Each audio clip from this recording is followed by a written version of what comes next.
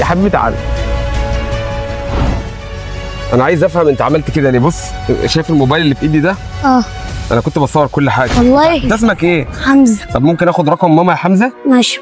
بابا فين؟ بابا مش موجود. بابا نايم في البيت. طب هات الرقم. ماشي. 10 010 26. الو السلام عليكم، ازيك يا ام حمزه؟ حبيبه قلبي، انا ابنك على فكره كان جاي فجاه وانا واقف بالعربيه لقيته جاي يمسح العربيه وطلبت منه يساعدني، وابنك طلع راجل جدع.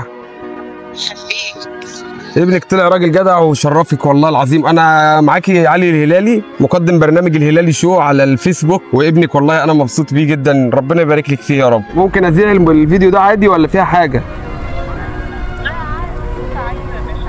الله يبارك لك يا رب. طيب استاذنك. بص يا حمزه، انت مبدئيا دلوقتي انت طلعت راجل قد الدنيا، انت طفل صغير بس انت ما سبتنيش في الظرف اللي انا فيه ده. انت ليه عملت كده يا حمزه؟ عشان اجيب لك البتاع اللي انت طلبته مني، اشتريته ب 100 جنيه. بس هو لو اي حد قال لك اي حاجه تصدقه كده وتروح جري تساعده؟ لازم اساعده عشان هو ما معهوش فلوس يجيب حاجات، انا برضه لازم اساعد نفسي. عشان يعني انت لقيت المحفظه ما فيهاش فلوس؟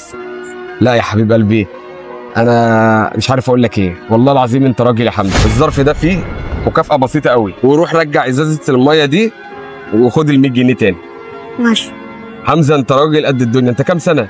ايه؟ 9 سنين. انا مش مصدق اللي انت عملته ده يا اخي.